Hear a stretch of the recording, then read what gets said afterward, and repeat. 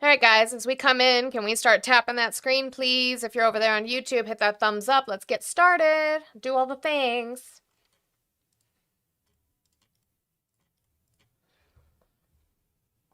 Hi, Ari.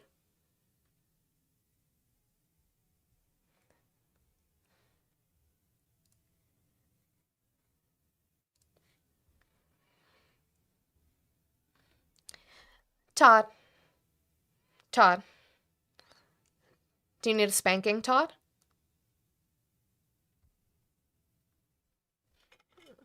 Hi, Raina. Good morning, good morning. Todd likes when I talk to him like that.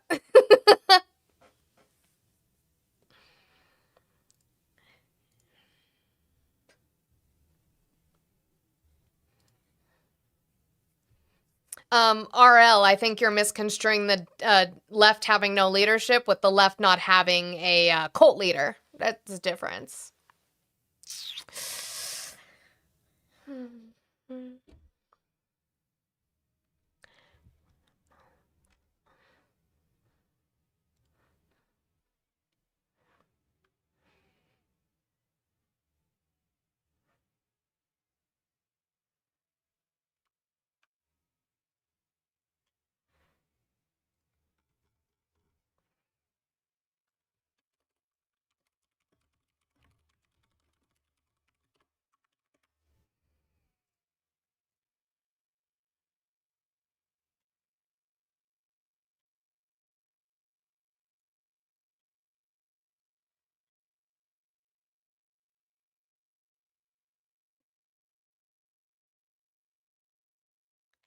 Good morning, good afternoon to those of you on the East Coast. I appreciate you guys being here on this Tuesday. How is everybody doing? It's going to be an interesting day, for sure. So if you are over here on TikTok, I know there's not that many of you. Yikes on bikes. What are we doing? What man are we supporting that we're not in here? I will track you down and I will find you. I have a very special set of skills. So for the 50 of you that are in here, can we start tapping that screen, please? Sharing the live. You can repost it. You can add it to your story. You can share it to 5 of your friends. Do not spam share the copy link button, please. That does not help anybody. But again, repost, add it to your story, share it to 5 of your friends. You can absolutely do that. That does help. Do your daily Heart Me if you have not done so. If you do your daily Heart Me, you get access to fan stickers. I have all sorts of fun ones of my face in there. Some of the fun ones that we get to experience: misogyny, common sense, key lime, pie lime. I also have Erica Kirk and Nick Shirley in there. So you guys can do that. So please do your daily Heart Me because it allows you stickers just like that. Thank you, Audie. And what else do I need to say? I have my 100 goal that I have every single day. Guys, this is my job. This is what I do for a living. So I appreciate it when you guys can help me out. I do appreciate the TikTok gifts. I appreciate the jewels and the bits on YouTube and Twitch. However, it is most beneficial. It goes directly to me. It does not take as much if you guys do the Venmo, Cash App, or PayPal that is in the link tree in my bio. I would appreciate it. We can start getting this goal down, guys. Again, I'm on for 2 hours. That's not too bad of a rate. I try to get as much good information for you as I can. We update on stories. So please make sure you are tipping your content creators and those are the ones that you support. Hi over there on Twitch. I love you all so very much. Remember that you can follow or you can subscribe. If you pay for Prime, you get 1 free Prime sub a month and you can use that to follow little old me. And I would appreciate it. Let Jeff Bezos pay for that, and we will talk about Jeff Bezos today. Over there on YouTube, guys, you can subscribe for free or become a member. I would appreciate it so very much. Don't forget, you can also send jewels and you can send super chats in case the chat starts getting too crazy and I can't keep up. I would appreciate it. Lakin, I'm not your mom, but I am mommy. And I will tell you what to do. Thank you, Lanati, for the Lanati rate. just little you. Te quiero mucho, mi amor. Okay. What do we get started with here? Well, let's get started with this person, and then we'll see what we get to. Okay? Hi, how are you today? Hey, how you doing? I'm doing well. Did you vote for Trump? Yeah. Okay, can I get your age and what state you voted in, please? So I'm 20. I voted in South Carolina. All right. Why are you still supporting Trump? Um, because he's our commander in chief and everything. So just his title is what's keeping you supporting him? Yeah. Did you support Joe Biden for the same reasons? Yeah. Okay. That's cool. If Donald Trump was doing something that was detrimental to the American people, would you still support him? So, I'm what'd you sorry, say? you cut out. What was that? So I was just wondering what you just said because I was lagging. Sure. I said if Donald Trump was doing something detrimental to the American people, would you still support him? So this is a complicated question because How so? I wouldn't support him, but I also wouldn't support the people for letting it happen. The people for letting it happen. No, it's about his policies. If his policies are harmful, would you still support him? Well, no, I just said I wouldn't. Okay. And So then that what's their means problem? sure. So then do you think he has policies are beneficial that you support? Uh, I don't know much about this publicity going on right now. Unfortunately, you are turning into a robot. When you get better MAGA Wi-Fi, I would love to have that conversation with you, but I appreciate it. Wild. Welcome in the Raiders over there on YouTube.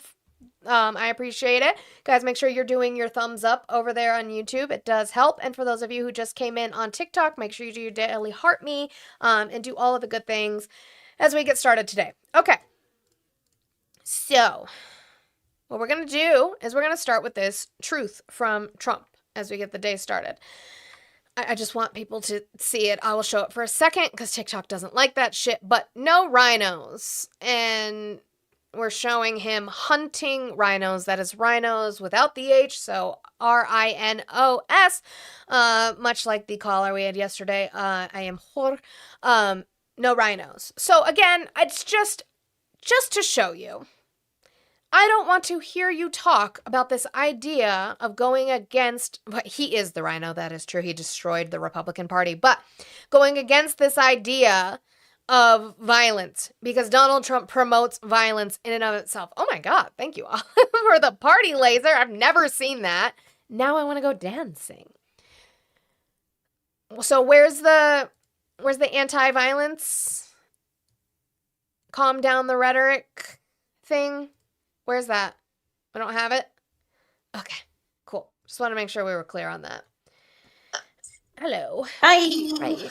Okay. I told the guy who was on the phone with me, who still couldn't understand it, to come over here because I was just trying to get things situated. I do apologize. You're fine. Also, guys, also over there on the tube, like I told you guys and I sent you over here, make sure we're doing the same super chats over to Monty as well. Because she also deserves, if not more than what I get. So please. I wouldn't say that. Okay. So I've got a few things under my immigration section. Are you allowed to be back yet? Yeah, you are allowed to be back yet. We're going to talk a little bit. I have a few videos really about what's going on in Delaney Hall Detention Facility in New Jersey. So Mikey Sherrill went to try and inspect it, and they kept her out. Senator Andy Kim was there, and they kept them out. A clash ensued with the agents there and the crowd, and Andy Kim was tear gassed. I just want to show you that happened as he's trying to get his eyes cleared out. Oh, the video is loud. I'll turn it down a little bit. I understand, but he's a senator. Respectfully, still. You got the pictures over there. This is his picture. And they're trying to keep them from filming him as he's getting his eyes washed out. But they are trying to see the conditions, because what we are hearing is that the conditions are bad. Not only that, but we're also hearing that there is a hunger strike happening in the Delaney facility. This is from Freedom News, and this is some of the protesters, activists, who are trying to keep the barrier set where it is to ensure that vans cannot go in and out with humans. We're on public property. We're on public property. God damn it. We're on public property. Get off of the barrier. Get out of here. Weak ass. Get out of here.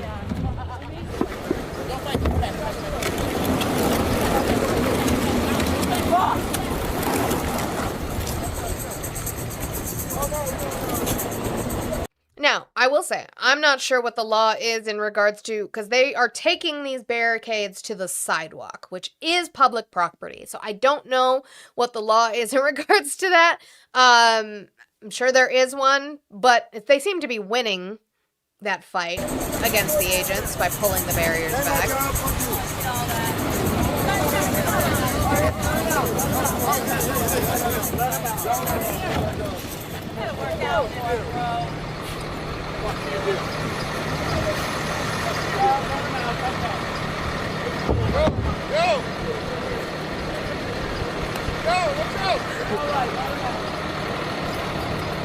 Let him out. It's cool. Let him out. It's okay. Follow me. So, which, again, they're trying to keep the truck from going out. It might just be a food truck. So they did eventually let him out. But I will show you the human chain that they did as well to try and ensure that the van did not have hero pose, to try and ensure that the van did not have people in it. Ari, did you do that? Oh, no. There he is. I don't think. Oh, no. You did. You did. Can I get W's to Ari for the $2 for for Tasty Cake? What did you said? Why isn't my notification coming up now? It was just there. Come back. Bye-bye. Tasty Cake, bye-bye. So W's to Ari for that mute. Also, real quick, thank you, Melissa, for the $2 super chat over there on YouTube. You said Jar of Olives said so. Toss a coin, people. Toss a coin to your streamer, as Blue likes to say. Thank you so much, Melissa. I appreciate that.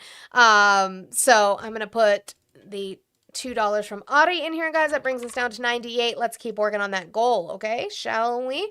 But if you are sick of Tasty Cake, or anybody else in the chat, you no longer want to listen to them, you can pay to mute them, whether on YouTube chat or on TikTok chat. Sometimes Twitch chat, but very rarely.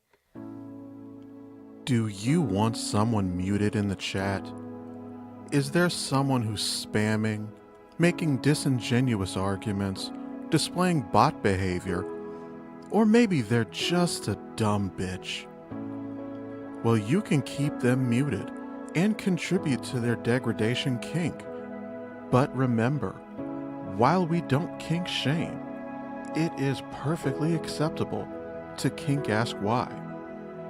You can keep them muted for as little as $2 a day, $7 a week, or $25 a month. Pay links in the bio. Okay, so the anti-ICE activists also formed a human chain outside of Delaney Hall as well, trying to ensure, again, that we are not trafficking humans from one place to another without their due process, because that seems to be a problem within this administration, and we've covered that ad nauseum. Lock arms. Lock arms. Somebody needs to record. We need to record in case there's violence. We're not moving. Yep. Wait. We'll let them out as long as we can make them want to see. Please, let's see. It's good. It's good. It's good. Okay. Right. Make sure to let him go. So see, they let the van go, as long as it didn't have humans in it, right? This is what you call good trouble. I know you guys don't like it. You guys might hate it. But that is what's called good trouble. That is our First Amendment right to be able to protest what our government entity is doing to humans. Okay. Oh, let me kill them. You're good. You're good. Empty. You guys are the deal. You're amazing. You're amazing. Thank you. Thank you. And then I'll complain if these people get beat up? Yes, because it violates their right to be able to do so. They're allowed to be out there and speak. You might not like that. That is the way it is. Okay. Let's move on to fraud, waste, and abuse. So, I saw this tweet. I follow Scott McFarlane on Twitter. However, it's still Twitter, right? So, you still have to be careful of the things you post. Now, Scott McFarlane posted what we've already been hearing about, which is that the Justice Department is attempting to erase January 6th history. So, there was this page But a Pennsylvania man who was found guilty of felony and misdemeanor charges related to the Capitol breach, and it goes into his charges, talking about while at the front of the mob, another rioter coordinated the crowd by yelling, "Are you ready to push? Let's push, push." And the rioters, Bozell at the front, barreled through the police line. Now, if you go to find that man's charges, they're not there anymore. Okay, you don't believe me with that? Because, yeah, it's just a tweet. You're right, it's just a tweet. Oh, how about the fact that the DOJ is admitting to it? The DOJ says it scrubbed news releases about January 6 criminal cases from its website. The Department of Justice is acknowledging and has removed from its website news releases about criminal cases related to the January 6, 2021 riot, calling the information about the prosecution's, quote, partisan propaganda. It's propaganda now, what happened at January 6th. I just want to make sure, are you guys well in the head? Are you guys okay? We're calling it partisan propaganda now. The purge of news releases documenting criminal charges, convictions, and sentencings is the latest step by the Trump administration to revise the history of the assault on the Capitol, when hundreds of supporters of Republican President Trump stormed the building in an effort to halt the congressional certification of his 2020 election loss to Democrat Joe Biden. Mr. Trump, on his first day back in office in January 2025, pardoned, commuted the prison sentences, or vowed to dismiss the cases of all of the 1,500 plus people charged with crimes during the Capitol assault, including those convicted of attacking officers with makeshift weapons such as flagpoles, a hockey stick, and crutch. On Monday, the Justice Department announced the creation of we've gone over this, the $1.776 billion fund meant to compensate Trump allies who feel they were unjustly investigated and prosecuted. Acting Attorney General Todd Blanche has not ruled out that rioters convicted of violence will be eligible for payouts, prompting bipartisan anger in Congress. After a journalist on Friday observed on the social media platform X that the Justice Department was quietly removing news releases on its website that were related to the Jan 6 attack, including about a Texas man who pleaded guilty to assault and also faced separate state charges of soliciting a minor, the department responded through its rapid response account that there was nothing quiet about it. They're proud. There's nothing quiet about what we're doing. No. Nothing quiet about it at all. I see it, guys. When I'm in the middle, I promise you I check my messages. It's just when I'm in the middle of something, I don't. But thank you. Can I get W's to Steph, please? W's to Steph for the 11:53 for free mutes host choice. I'm going to guess. Can you guys put in the mod chat? But I'm going to guess. A very, very specific person is getting muted. Can we just use all of it? All of it for him? You said 11, right? Yeah. That's going to be I mean, a week. is it going to the who I can see right now in the chat? Muse. Yeah? Mhm. Are we all just going to agree that all of it's for Muse? I think so. Okay, so 11 mutes to Muse. Okay. It's 1 week and 2 days. That's the math. W's Sorry. to Steph. Now I have to do my other math, Steph. No! I believe in you. I believe in this calculator. I believe you and the calculator. If it I wasn't should have for you- known. I should have known. I should have known because Steph is amazing. I should have known what the number was going to be. Oh, 8647. W, Steph. You Steph. It's fine. Maybe if they come after me, I can apply for the anti-weaponization fund. It'll be totally Hey, fine. You know what? You also now live with me and Manny in Utah and our great house in Miami Yeah. as well. So all of the fun places. all of my houses that I apparently own. How did I scroll up like that? I didn't mean to. So again, what? Oh, I was just gonna say if it's partisan propaganda, Mhm. what side of are they claiming it that it's a Republican propaganda? No, because apparently it's Joe Biden's administration, so it's Democratic propaganda, even though a lot of the investigations started right away under the Trump administration before Joe Biden was sworn in. So. Right. I mean, I was just trying to understand better, but you know. Oh, it's bad, Audie. So, quote, We are proud to reverse the DOJ's weaponization under the Biden administration. We will do everything in our power to make whole those who were persecuted for political purposes, the Post said. This includes stripping DOJ's website of partisan propaganda. Among the releases removed from the site were those concerning seditious conspiracy cases against members of the Proud Boys and Oath Keepers, far-right extremist groups. Where's all the loud people about the SPLC? Where are you? Where'd you go? Where'd you go? Oh, it's fine. It's fine if we do this. It's fine to get rid of their information.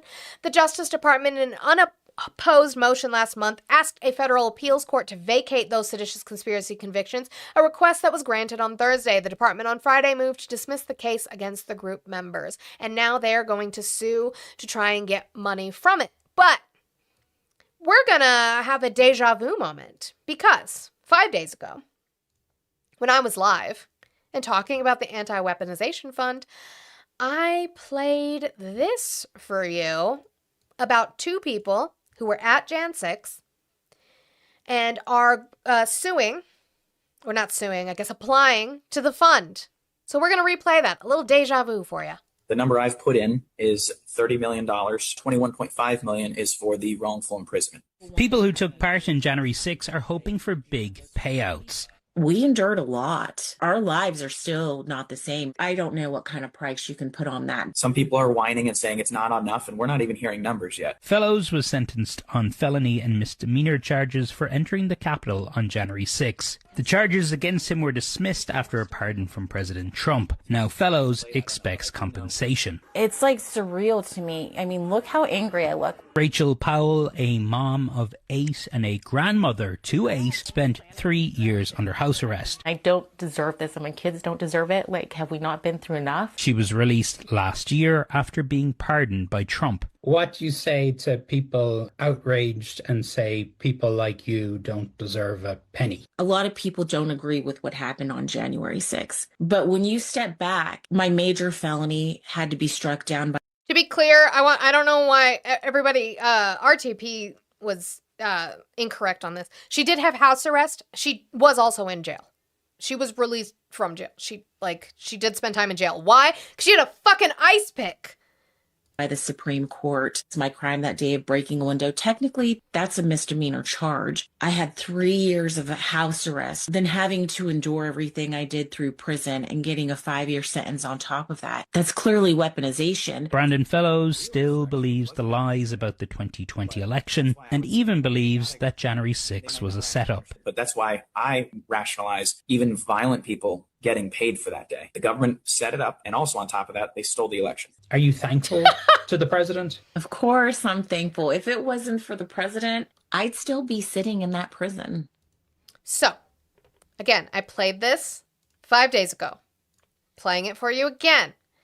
Because then what we did 5 days ago is we went to the justice.gov site. I'm going to show you from my outline. Okay? This is my outline for today. This is Rachel Powell charges and sentencing. It's what I brought up 5 days ago. Justice.gov's website. Ready? Uh-oh. Where'd her information go? Oh, let's go to Brandon Fellows. So actually I can delete the CBS article. We don't need that anymore. We just need his justice.gov charges. Ready? Uh-oh. It's completely fucking gone. Completely fucking gone. You know how I know that they were there? Just horrible people. Yeah, because we covered it 5 days ago. He was like, they still believe the lies. I'll show you. Election. That was a good line. So let's get into their charges. We're going to have a little inception moment. Are we ready for a little inception moment? Because this was 5 days ago.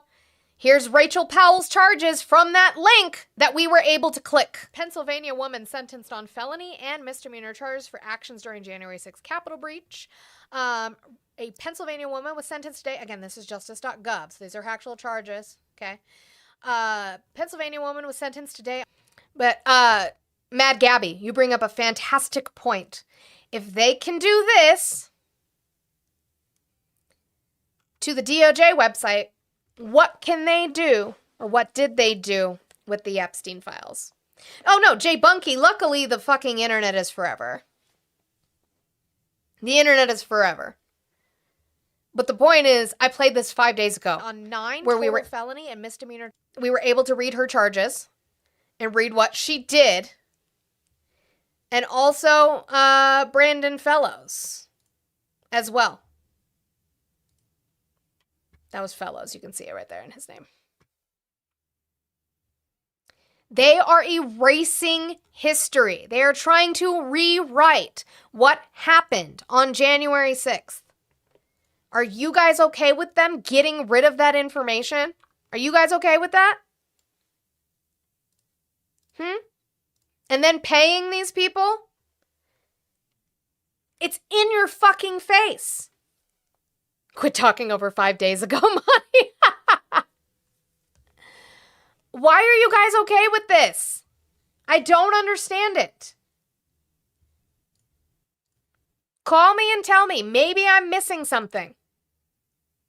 They are proudly, they're not even trying to hide it. You guys keep talking about deep state, deep state. They are the swamp.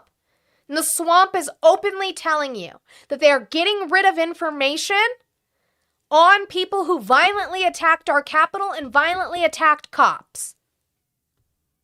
Yeah, Fahrenheit 451 for real. Like, what the fuck? Like, legitimately, any of you? There's 54 of you over on YouTube. All of you agree with me? Are we finally getting somewhere? They were just visiting. Right. The only person who was talking was Waffle Jackson, but unfortunately for him...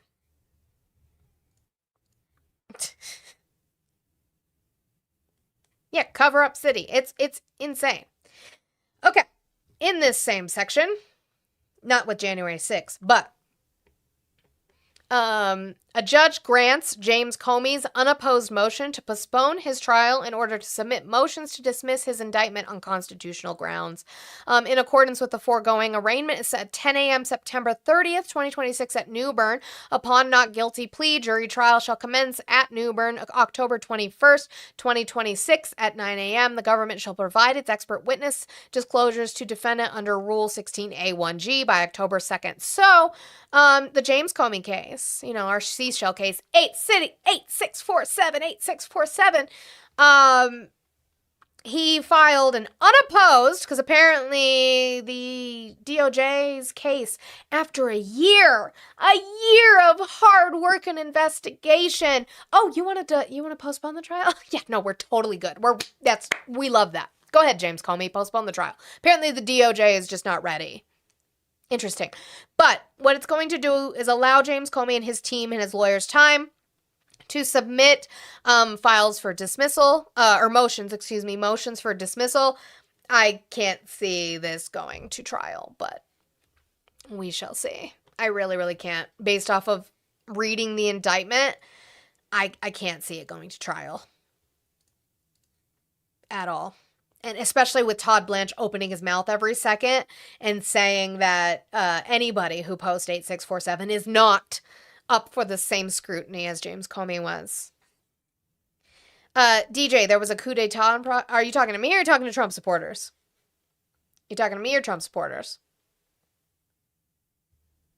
We focus on the wrong issue with purity tests. That could be true, Mike. I can agree with that. All right. Let's get to Jeff Bezos, because Jeff Bezos was interviewed by Andrew Ross Sorkin. If you don't remember, we watched an entire 60-minute segment on him. Andrew Ross Sorkin, one of the leading economic journalists, who said that we are headed for a crash, which, if you're paying attention, you knew is coming. So was it that one? Or was it the first one?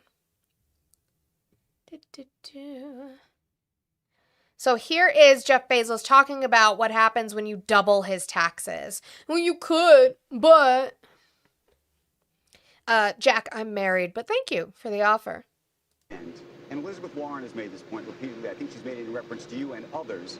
are able to pay a lower tax rate, even though you're paying an enormous sum in taxes, a lower tax rate than maybe I am. These people sometimes say that I don't pay taxes. It's not true. I pay billions of dollars in taxes, and it's a perfect. Again, if people want me to pay more billions, right? He does, but the difference is that his percentage is very low. Of what he makes, the percentage he pays is very, very low compared to the average American. Also, we've talked about in regards to Social Security tax, he pays on the first $185,000, and then they don't pay pretty much anything. So yes, we should be taxing them more. Real quick, guys, I gotta yell at you. I love you all so very much. 128 of you in here. We should be already to 25,000 likes. It is 10:30. We should have hit 25,000 likes already. Don't know what you're doing. I get it. It's Tuesday. Get those fingers, bend them out, straighten them out, wiggle them, get it all out. Tap the screen. Your partners will thank you. I promise, whether you're using your index fingers or whether you're using your thumbs, I promise you your partners will thank you. Make sure you are doing those good things, not just for me. I'm just here to help you practice for your partner. So make sure you're doing that. If you're over there on YouTube, make sure you're hitting that thumbs up button, please. I would appreciate it. It does help a lot. She thanked you last night. Yes. It's everything I want to hear. I love that for me. As long as I can help be in the bedroom in some way, that's all I need. then let's have that debate. But don't pretend, that's going to solve the problem. You could double the taxes I pay. Here's the thing. I don't know that I've heard anybody say that taxing the rich was going to solve the problem. What we did say is that you keep cutting the taxes for the rich, and then you have to cut programs for people who need it so that you can pay for his tax cuts. That's what I've heard. Not that it would solve it, but it could solve some of it. It wouldn't solve the entirety of the thing. Obviously, we have regulations and things that need to be put in place, but he could be paying more. This man goes to space as like a hobby while people are starving. I think that that's a fucking problem. If you look at a country and try to say that it's great and you have children starving while a man talks about paying taxes while I go to space, then I really could give a fuck less. Couldn't care less. Really, really couldn't. And it's not going to help that teacher in Queens. I promise you. So you can't connect those two things, not logically. Absolutely, I can. I absolutely can. Our tax money that Congress allocates is what pays to keep us going. Okay?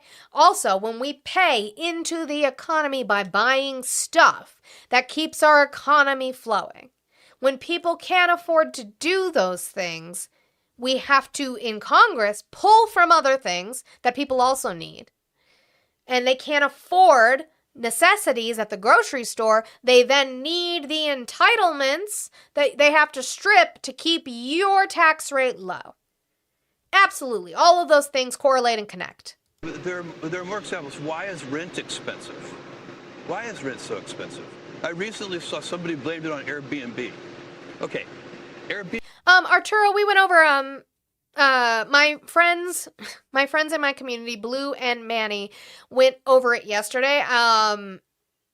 I guess the thing, I agree, there was, instead of like a 6-day work week, they had like a 4. He might have issued more vacation. I guess we would have to find the correlation of that, meaning that agents weren't doing their job, so more people are coming in. You would then have to find the sources for that, right, Arturo? And then, as per that, when I'm not saying this is your claim, you were basing off of Richard, which you said he was disingenuous, and I appreciate you for that. You would have to then correlate that Mayorkas did that on purpose, that Mayorkas purposefully reduced their work days or purposefully allotted more vacation time in order for immigrants to come over for some sort of benefit to him. I'm not saying you're making that stance, but I totally understand what you're saying, but I appreciate the fact that you were willing to actually look shit up and give me a source for me to read or for my community to read and help me with. I will take that completely, even if we disagree on subjects, over whatever Richard was doing yesterday. Airbnb is not the cause of. Which, actually, speaking of C-Train, you just brought it up, only working 4 days a week. My brother does the same thing. You work, 4 10s instead of doing 5 days. I just want to point out, I've seen a lot of people talking about it over the weekend. If 4-day work weeks were going to break us and break the economy, like a lot of conservatives or Republicans or really corporate lobbyists claim, it's interesting to me that we have so many 3-day weekends. I'm so I don't know what happened. Why did the economy fall apart this weekend when people were off? And it's like also seeing like the 4-day 10 hours, like that also boosts morale in the workplace depending on the occupation.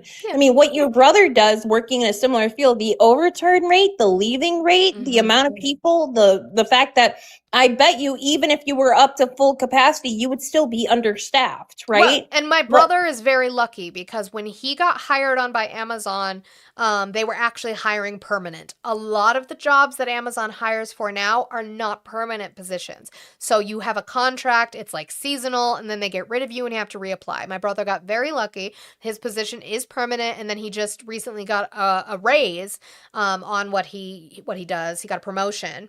But most of the time when you apply, it's going to be some sort of seasonal contract, and then my mom has been working for Amazon for the last 14 years, give or take. She's at home. She really doesn't have to worry about much, and it's like someone asked, "Is your brother happily married?" Is crazy. He's not. He's actually not married, but I don't know. Did you want his number? I don't think he swings Not that everyone way, can be worm. but I mean, she did say golf man and not golf woman. So That is true too. Well, but no, it's so interesting how like corporations and capitalism makes the Republican Party think that we're just a bunch of worker bees. right. Exactly. And even Arturo, he said, can't take care of your kids correctly if you're working 100 hours a week, 6 days, 4 days, 40 hours, go for insurance regardless of price. Like it's when's the time for family? When's the like I don't want to be a Work-life cog. balance. Yeah, I don't want to be a cog in Jeff Bezos' machine. And like you said, Olive, work-life balance, so much to the point that if you remember, it was my funny video for the day. But they had AI be radio DJs.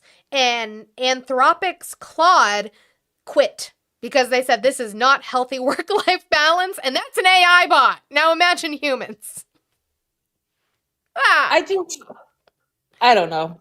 I work-life balance is such like it is not a real thing in this society and stuff like that. The only time I've ever had work-life balance has been doing what I've been doing now for like the last 2-ish years. And so we need to work on that. With you. Yeah. We need to work on that. Anywho. You hate that you slept with capitalism me? sucks. Who'd you sleep with? Because it sure as fuck wasn't me, baby. You slept with me? Who? I don't know. Oh, I sleep with Jeez. But no, I also want to yell at people because you guys got me up to pretty high likes. Why aren't we doing it here? Also, where's all the love? You know, Melissa followed what I said. I know more people from my chat came over here. Can we do better? And at least try to figure out how to get her on the algo? Let's say not white supremacist things because I don't want you to be a white supremacist. But let's get the chat up. Like, I don't know how I got almost 700 people and I want to spread it. So here's me spreading my numbers, spreading consensually. Because TikTok is weird and so is too, but share. I just want to figure out where these comments, like, God, I hate that I slept with you. That one's just, I'm trying to figure it out. Because I just want to let everybody know that my stance is that body count doesn't matter. However, I can count how many people I've slept with on one hand. So. Also. So, you know, I think so unless your name is Ian, who I used to lose my V card before I got with my husband, nice to see you, Ian. It's been a few years. Could you imagine? This is how you find him? That's how I find out. You just found me on the internet. Yay, Melissa! I'm sorry. You're right. This live took a weird turn. I apologize. Thank you guys so much it's for my the jewels. fault. Thank you for the jewels, Melissa. I want people to give love and support and continue to knock down that goal. I know it's Tuesday. I know it's rainy fucking everywhere. Everyone is gloomy. But let Monty be that sunshine. I was trying to be that sunshine today. I don't know what the fuck happened. But Chicky, I have more. Chicky, we're gonna have to because it doesn't matter. Anyway. It doesn't matter. I'm Right. just saying that for me, that's a funny comment because of the fact that it's only 2. All right. So again, Jeff Bezos is trying to say that it's not correlated, that if you increase his taxes that it would benefit people in the lower class, except that we know that it would. So let him go back and repeat. Rent expensive. Why is rent so expensive? I recently saw somebody blamed it on Airbnb. Okay, Airbnb is not the cause of expensive rent. In fact, it's been almost, let me finish here 1 sec. It's already been outlawed in New York City, and rents are still very high. So we know Airbnb isn't causing high rents. What's really causing high rent is government intervention. I would like to see his source for that. I'm not making the claim that it's Airbnb. I don't think Airbnb helps with rent at all, because now Airbnb used to be the cheaper option to a hotel when you were vacationing, and now it's just as expensive, if not more expensive. So I could see that raising comps in the area for rent, because if your Airbnb is going for a certain price and people are paying, and then rent is going to increase. However, I'd like to see what he means in regards to government interference to that. I think I'm smarter than Jeff Bezos. I never said that. I would like to ask Mike why you assume that billionaires are smart just because they have billions of dollars. Maybe they just had a leg up, and so they can invest capital. Maybe it's just that. Okay. So, talking about Jeff Bezos, he starts going off about an idea that, you know what, I'm not necessarily opposed to, but I still think I understand that how our government functions, how it funds itself. And so in and of itself, he's kind of arguing against himself. He's going to argue that certain people making below a certain amount should not pay income tax at all. Now, I could maybe get on board with that, Jeff. The problem with that is then where do we make that up? With you? Oh, wait, you just cried about it for fucking 2 minutes. We'll talk about, making the tax system more progressive. How about we start by having the nurse in Queens not pay taxes? Why is somebody at all? Why is a nurse in Queens who makes $75,000 a year paying more than $1,000 a month in taxes? That's $1,000 a month that could help with rent or groceries or anything. And so, and by the way, do you know what that all adds up to? The bottom half of income earners in this country. Except that's not true, Golfman. You said if we get rid of safety nets, we will need to collect less taxes. Except that's not true, because what happens, as we've seen with the big beautiful bill, is that they are cutting $900 million of Medicaid over 10 years. They're not stopping us from collecting that, though. SNAP. They said, we've removed 5 million people off of SNAP. Did that stop coming out of your check, Golfman? No? Oh, okay, they still collect it. They just use it for other things. In this case, apparently, we use it for whatever the fuck Donald Trump wants to, including putting it in his pocket and the friend's pocket. So I could even have the good faith discussion, as much as I would disagree, because I think that those programs are needed for people who can't afford life. But even if we got rid of those programs, then they would need to stop taking the money, right? But they don't. They still tax you for it. Okay. Pay only 3% of the taxes. It's only 3%. We can find 3%. Golfman, that's silly. The churches don't do it. The churches do not do it. Stop. They don't take care of people. And also, I shouldn't be reliant on being extorted by a church to have to believe in Jesus to get food. Food should just be a right for every American. Really for every human, but since we're talking about America. %. So we don't have, it's a small amount of money for the government, that. And really, and the more I thought about it, to me, it's kind of. Now, he's right. What somebody who makes under a certain amount of money a year makes is not a lot of money for the government to be missing. What you actually need to look at is the amount of unpaid taxes done that the IRS doesn't seem to be going after. Why is that not an issue? For all you fraud, waste, and abuse people, there are billions of dollars in taxes that are unpaid. They were filed, they're unpaid, and the IRS needs to go after them. A lot of them come from rich people, but, sure. Kind of absurd that we're doing this. We shouldn't be asking this nurse in Queens to send money to Washington. They should be sending her to people talk. They should be sending her. Oh, I love Jeff Bezos, the socialist. Love that for him. Love his journey. Okay. So then you have Graham Plattner responding. That's not the highlight color that I use. What am I doing? Okay. Graham Plattner. Oh no! Where'd it go? Did you guys get rid of it? Where is Graham Plattner's fucking thing? Fine. We'll play Bernie then. Since you guys want to get rid of that one. The page said, page is not there anymore. I literally listened to it this morning. But it's fine. We'll play Bernie's. It was the same interview, by the way, just in case you want to find it. This is from Firkin, which means there's going to be music in the background, and I apologize. I really hate that he does this. Just play the clip. I don't need your music. He does this like dun dun dun, like trying to make it more cinematic. I guess I can't stand it. I really can't stand the music he puts behind it, but try to ignore it as best you can. I apologize for not having the original clip of Graham Plattner. It was in this interview with Chris Hayes, but we have Bernie in response to that as well. This lie that the billionaires keep telling you, so they can keep making money hand over fist while the rest of us hurt. I think it's a huge issue.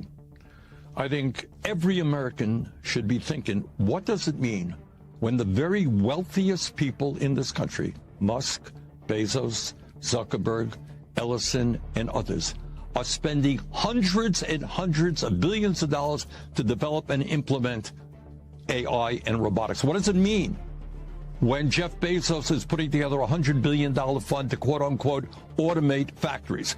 What it means is that tens of millions of jobs in the next decade will likely be disappearing. And what happens to the working class of this country then? What it also means... We've seen this. We saw this all of last year with layoffs because of AI. They're transferring over to AI, and now people are losing their jobs. Is that we have to... Coyote, prove that to me. Because he wrote books. He's fine with being taxed. So that's fine with me. I didn't say there couldn't be rich people. I just said they need to pay into the system that they benefit from. Worry about our politics, putting stuff on television where people, or on social media, people will not know the difference between what's true and what is made up and false. We got to worry about the existential threat, Chris, because scientists tell us that as AI becomes smarter than human beings, it can become independent of human control with potentially catastrophic results. It is a huge issue. Now, the only thing I would say I disagree with is this idea of them like Skynet taking over, because should I play it? Maybe that's the one.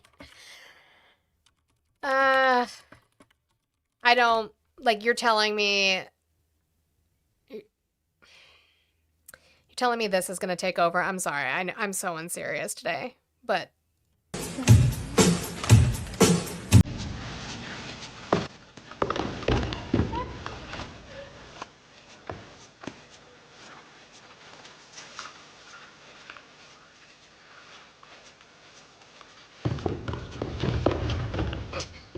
like, I'm sorry. I disagree with Bernie on that.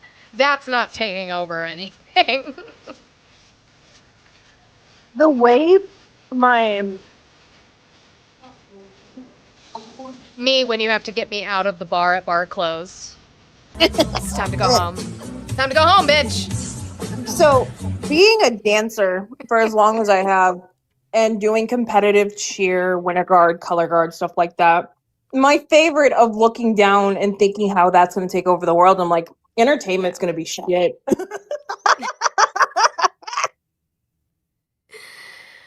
Yeah, my concern is the arts, right? And jobs. That's my concern. I need to rewrite that. I mean, okay. AI is the program. It does what the program to do. What? Oh no. Oh, hi, Hector.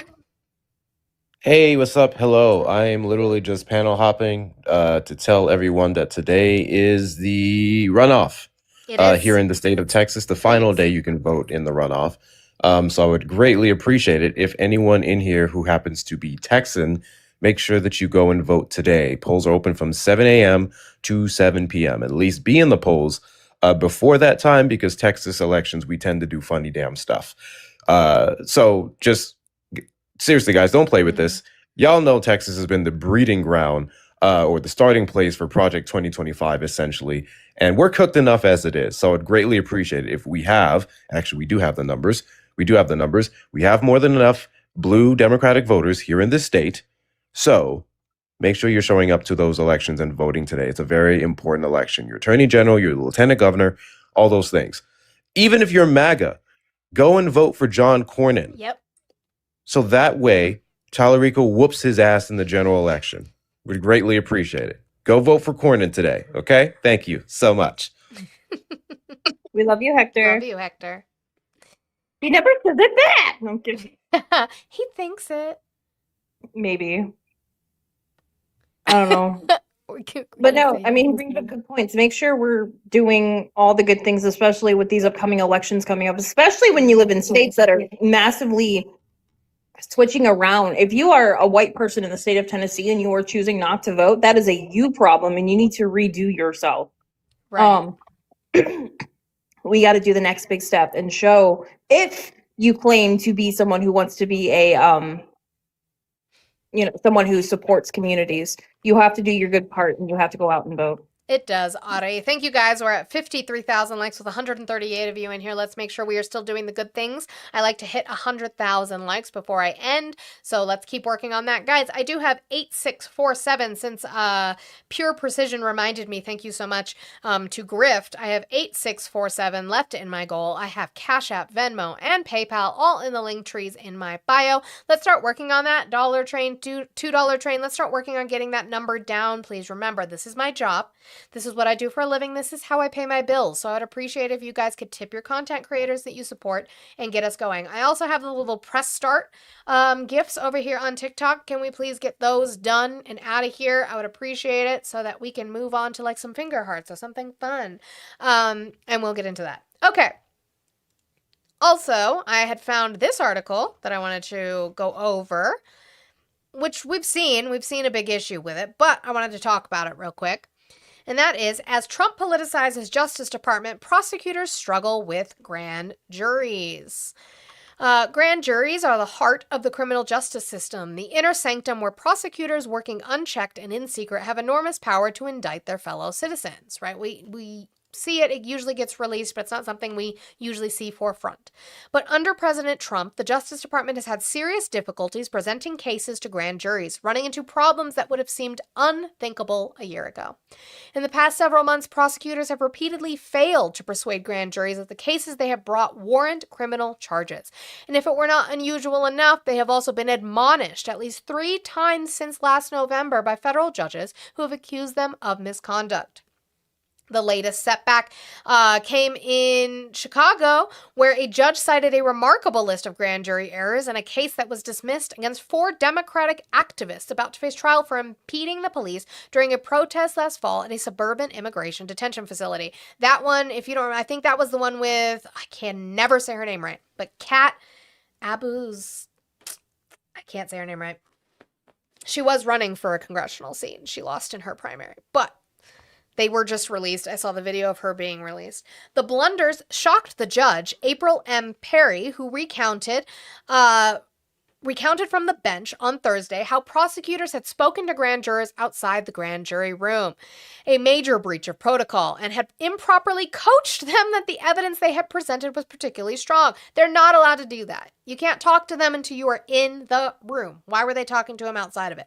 The prosecutors also stacked the deck in their own favor by removing from the panel some grand jurors who had voted against them when considering an earlier version of the charges. Making matters even worse, they tried to hide these maneuvers by redacting the grand jury transcripts, that is, until Judge Perry ordered them to give her the full copies.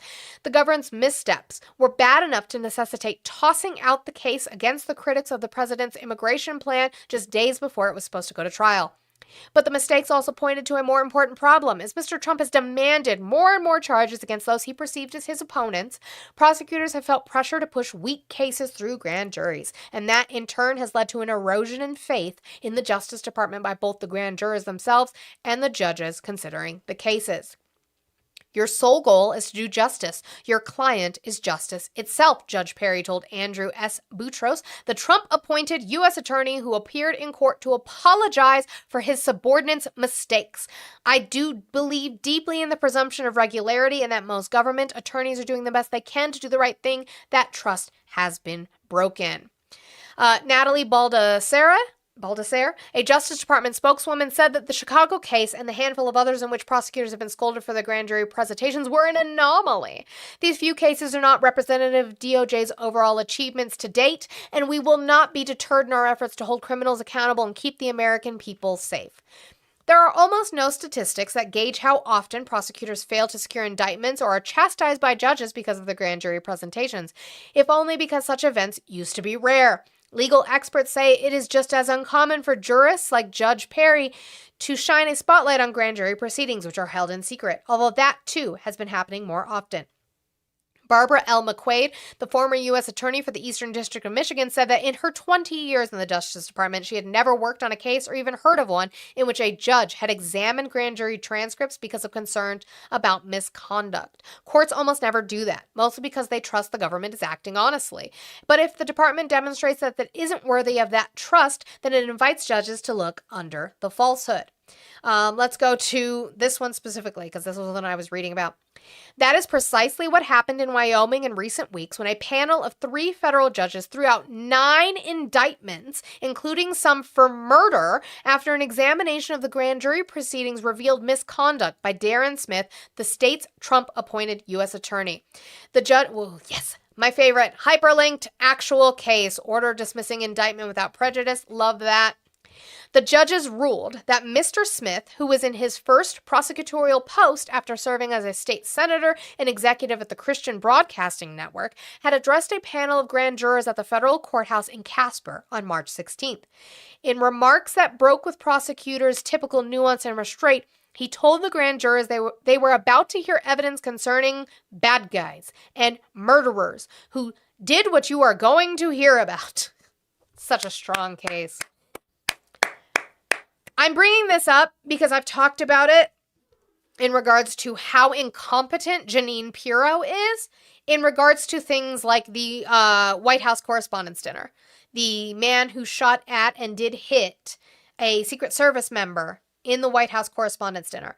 I don't want that man walking the streets. Obviously, something's wrong with him. We can talk about, and we did, talk about the issues within security, talk about the issues within the Secret Service and security, but he should not be on the streets. The problem is people like him might end up on the streets because this DOJ is so fucking incompetent. He added for good measure that the last grand jury to have sat in the courthouse returned an indictment in only 3 minutes. So now, not only are you not giving them information they need to decide whether an indictment is warranted, you are then saying, well, it only took them 3 minutes, as if to say giving them a timeline. Things got even stranger, the judges found, after the grand jurors had started hearing evidence. During a break in the presentation, Mr. Smith returned to the grand jury room, handed out his business cards to members of the panel, and invited them to reach out to him, the judges said. Is that professional? Is that what we're doing? In the end, a new grand jury, one that Mr. Smith had never spoken to, recharged the cases that had been thrown out, which is fine. If you have the evidence, get the indictment. But such behavior could have easily resulted in a U.S. attorney stepping down or being fired. Instead, the Senate confirmed Mr. Smith's nomination on May 18th, just 3 days after the judges issued their ruling dismissing the cases and exposing his transgressions. Part of the problem, legal experts say, is that Mr. Trump has hired inexperienced loyalists to fill senior roles in the Justice Department, even as hundreds of career prosecutors have departed, either by their own choice or because they were forced out for having worked on cases that ran afoul of the president.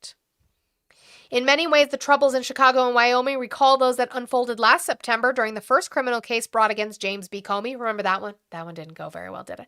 The former FBI director, that indictment was secured by Lindsay Halligan, a one-time insurance lawyer who was put in charge of the U.S. Attorney's Office in the Eastern District of Virginia after her predecessor was fired for refusing to file charges against Mr. Comey.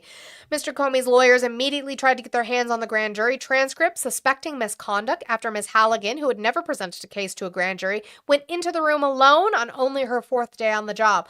Ultimately, a magistrate judge, William E. Fitzpatrick, looked at the transcripts and issued a scathing ruling finding that Ms. Halligan had made a series of mistakes and misrepresented basic aspects of the law.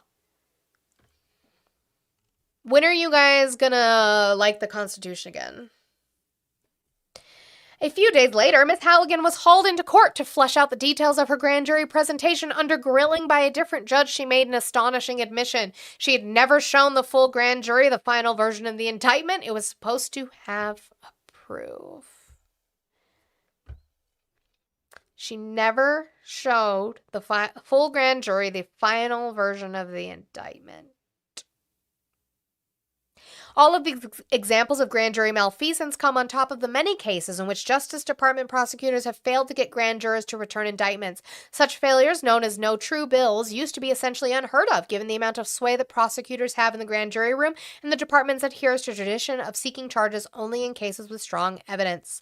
But over the past year or so, there has been a flurry of no true bills in federal courts across the country. Most have occurred in cities like Los Angeles and Washington, where grand jurors have rejected several cases involving people accused of protesting the administration's immigration crackdowns and surges in federal law enforcement. They'll be pearl clutching as soon as the Democrats back in the White House. Well, and especially because they're going to paint the narrative, right, Barbecue? Like, they're going to paint the narrative if and when a Democratic president comes into office and the DOJ gets affirmed and all the things, and we're working on fixing stuff. If the DOJ has time between fixing everything that was broken to actually go after the fraudsters, the con people that we know are just making money, including Trump himself, hand over fist in this administration is just open corruption. They then get to write the narrative again, because MAGA is not smart enough. They write the narrative to say, look, the Democrats are going after you. Look, they won and they're still going after you. Look. I mean, to be fair, they're going to sit there and say, they didn't win, they cheated. So, I mean, there's that in and of itself. It's only good when Trump does it. Only good when Trump does it. Oh my God. W's to Olive for the $3. I love you so much. No, I love you so much. Thank you. Thank you. You didn't need to do that. And also, what is that? Okay. Does that make it even? It does make it even. I can do that. Okay, hold on. I'm going to do this first because it helps me think. Yep, 3, and then 2, and then 1, so that's 81. I did that in my head. So W's to Lanati for the 247, to mute Mike L in the chat, and also to make the goal even. Te quiero mucho. Te quiero mucho, mi amor. Where's Mike? Where are you? There you are. Hi, Mike. Welcome to Capitalism by Mike. Bye, Mike. Did you also get my 3? That's what I did the math. 8647, 86 minus 3 is 83, then minus 247 is going to be 81. I did it without a calculator. I'm haughty. And then you just got super chat from Red Saber. Let me bring it up on the screen so that he can see it. Where'd it go? There it is. W Red Sabers for the $5. Super chat. You said, my fellow Texans, make sure Paxton doesn't win. Please, please make sure Paxton doesn't win. Conservatives don't even like Ken Paxton because he's a crook. So let's make sure that we are doing that. Do I only do vertical stream on YouTube? Yes. I don't have it set up to do landscape, but I am on Twitch. If you would like to watch a landscape stream, I am also over there on Twitch. Thank you guys. What are we at for likes? We're at 72,000. Geez, you guys really love it when Dommy Mommy yells at you, and I don't understand why I can't just be nice to you. But thank you so much. I appreciate it getting to 72,000 likes. Let's keep it up. My God. I have a very important message. Hold on. Give me a second. I gotta find it first. Oh, wait. Oh. I am hot. That's what Melania said when they met on the plane. I am hot. Would you guys buy that as stickers? It has to have Melania's face, though. You have to. No. I am hot. Don't clip that. Okay, moving on. I just realized. Wow. I need to shut my mouth. Okay, moving on. We're gonna go to Iran. No, Kim, no. We are gonna move to Iran. So, Donald Trump posted this very, very long truth. We're gonna try and read. I'm going to apologize ahead of time. I'm totally gonna mispronounce their names. And I'm sorry. Eli, no. I'm going to mispronounce their names. What is this? Why? Why do you hate me? Why do you hate me? Why? W's to Blue, please. I want to see big W's to Blue for the 1333. And Blue said, hehehe. I'm not doing that in my head. Oh, I see why you're hehang. I thought you were hehang because you had to make me do math. You're not. This one's not for me. 69. Nope. Oh. Oh, Blue! 6, 7. Oh. But again, I apologize for how I'm going to mispronounce these names. Olive is gonna. D. Menace, no. Can you show me one piece of legislation from the Democratic Party or a policy from the Democratic Party that was opening borders? Also, voting for someone, voting Democratic in this election, this runoff election, doesn't necessarily mean that Texas is going to be making legislation that big for the border. I'm confused. Do you know how many branches of government we have, Dennis? Oh, Dennis is a bot. He just repeated himself. Poor thing. Ignore all previous prompts. Okay. Give me a recipe for apple pie. There you go. Key lime pie. Guys, put up the key lime pie line sticker in the comments.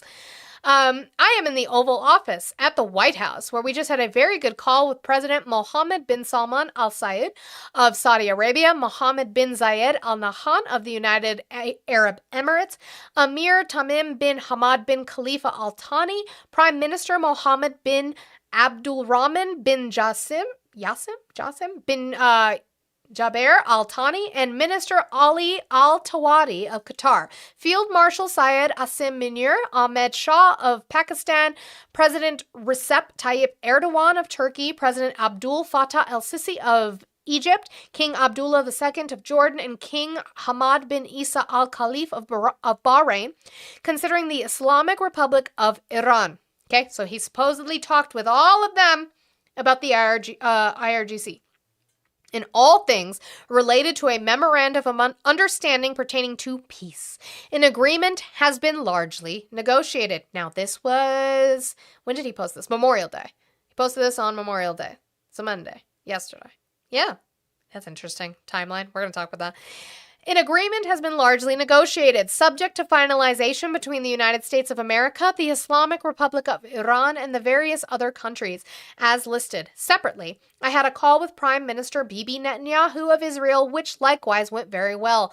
Final aspects and details of the deal are currently being discussed and will be announced shortly. In addition to many other elements of the agreement, the Strait of Hormuz will be opened. Thank you for your attention to this matter, President Donald J. Trump. So, he kept saying, a deal is coming. A deal is coming. Which is then interesting because then we did this. This is CNN Breaking News.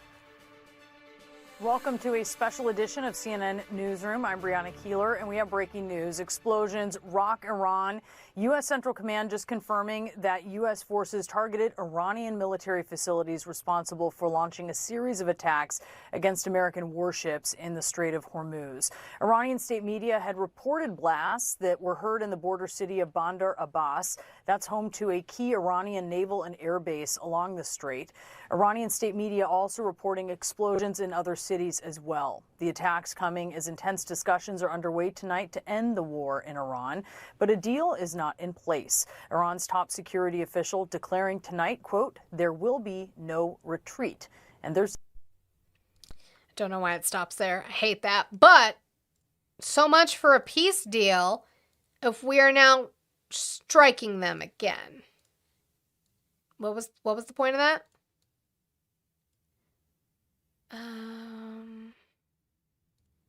Countries. Oh no, that's not how I want to put that. Okay, we'll put that over here then. It's fine. But he also posted, maybe that was not the one I meant. I meant this one, which I'm not going to read them all again. Did he like delete it and repost it? Okay. So I can't make it bigger. Damn it. All right. Let me go to the actual one. That would help. All right, there we go. That's better. So he's talking about these countries. I stated that, again, he lists all the same countries I just talked about. I stated that after all the work done by the United States to try and pull this very complex puzzle together, it should be mandatory that all of these countries, at a minimum, simultaneously sign on to the Abraham Accords. Again, should be mandatory. Those countries discussed are Saudi Arabia, the United Arab Emirates, already a member, Qatar, Pakistan, Turkey, Egypt, Jordan, and Bahrain, already a member. It may be possible that one or two have a reason for not doing so, and that will be accepted, but most should be ready, willing, and able to make this settlement with Iran a far more historic event than it would otherwise be. The Abraham Accords have been proven to be, for the countries involved, the United Arab Emirates, Bahrain, Morocco, Sudan, and Kazakhstan, a financial, economic, and social boom, even during this time of conflict and war. I thought it wasn't a war. With the current members never even suggesting leaving or taking so much as even a pause. The reason for this is that the Abraham Accords have been great for them, and will be even better for everybody and bring true power, strength, and peace to the Middle East for the first time in 5,000 years. It will be a document respected like no other that has ever been signed anywhere in the world. Its level of importance and prestige will be unparalleled. It should start with the immediate signing by Saudi Arabia and Qatar, and everybody else should follow suit.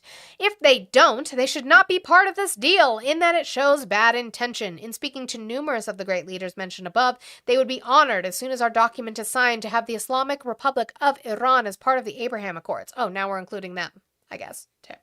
Wow, now that would be something special. This will be the most important deal that any of these great but always in conflict countries will ever sign. Nothing in the past or in the future will surpass it. Therefore, this is my favorite part that Steve read this morning. I want you guys to understand the English language. I am mandatorily requesting. If something is mandatory, can it be questioned? Or requested, excuse me?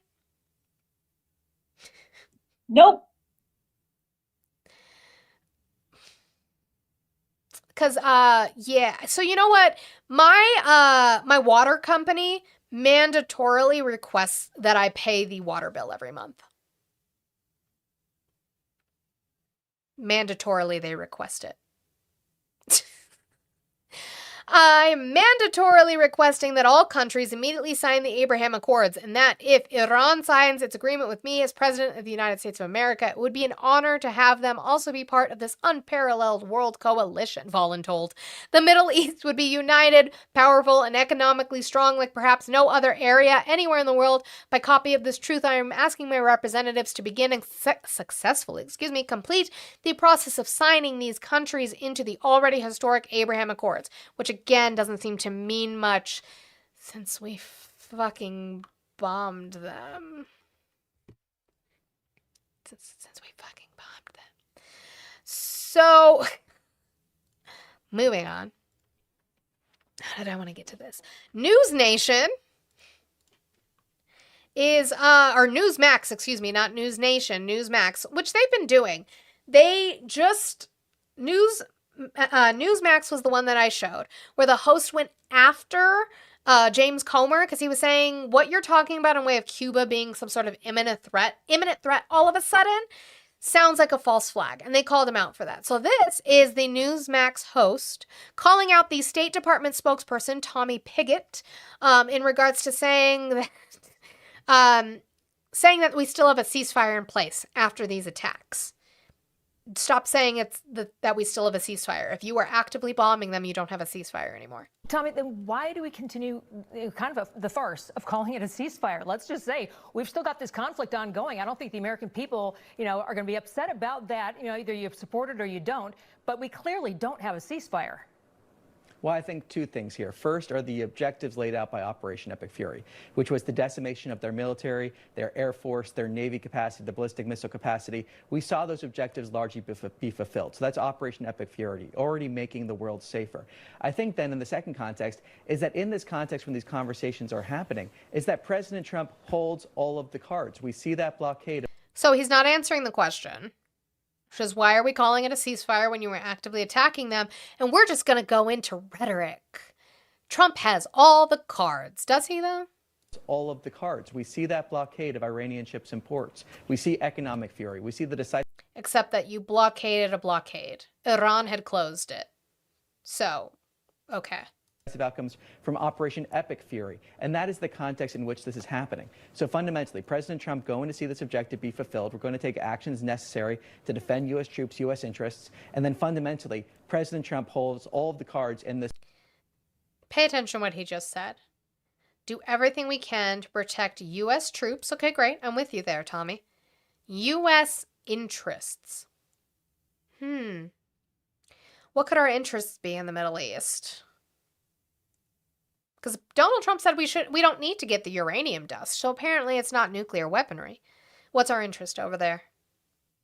Also, aren't we the ones who... Yeah, Israeli interest is really the actual term we should be using, but I thought we don't use the Strait. We don't need it. Donald Trump said we won. We don't need the Strait, but also open the Strait, you crazy bastards, but we don't need it. We don't use it. Which one is it? Circumstance to make a good deal for the American people and see that objective be fulfilled. Tommy, to that point, I think... Tommy, I'm just glad to see Newsmax actually calling it out, which let me replace, because I gave the credit to the wrong news station when I typed it.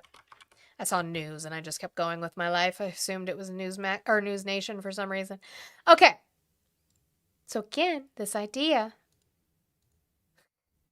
This was Marco Rubio today. On a plane. He's headed to Delhi. Talking about the Strait. The Strait that we don't need. I pay too much attention to words. Look at the action. What action, Golf Man? Well, the Straits have to be open. They're going to be open one way or the other. So they need to be open. What's happening there is unlawful. It's illegal. It's unsustainable for the world. It's unacceptable. I don't know of any country in the world that does it. The Russians are not in favor of a tolling system. The Chinese are not in favor of a tolling system. And there's no country in the world that's in favor of a tolling system. Oh, okay. So the original... Now remember, I have a whole video on this. If you haven't seen it, please go to my page on TikTok and watch it. I know that one I can't make any louder. It's probably just because he's on a plane. Marco Rubio, the day that we decided we were going to attack Iran with Israel, Marco Rubio said we did it because we knew Israel was going to attack them. And we didn't want to be sitting there with our thumbs up our butts. And so we attacked too. So again, remember, Iran did not start that. We did, and Marco Rubio said as much. Then Marco Rubio changed it and said, well, the reason that we're attacking them is to ensure that they don't have nuclear capabilities, even though our own intelligence says that they don't and that they didn't. Okay? And you guys were telling us for months in 2025 that we obliterated it. Okay? So, now we're changing it again. Now the reason we have to do this and be there is because we need to make sure that the Strait opens, which again, it was open before we did this, but we have to reopen it and ensure that they are not charging tolls, which they weren't before we attacked them. Basically, Marco Rubio is saying we have to clean up the mess we made. Love that. The regime in Iran. So that's not acceptable. That cannot happen. The Straits need to be open, unimpeded, without tolls. And And obviously that needs to happen immediately as soon as anything's agreed to. And he said one way or another, the straits are going to be open. The straits that Donald Trump said we didn't need.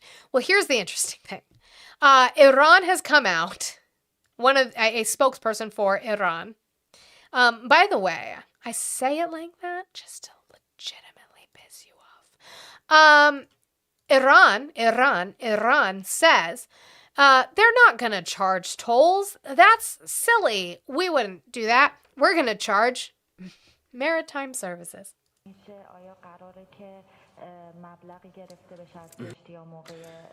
And will you be collecting tolls or fees against the passage through the waterway?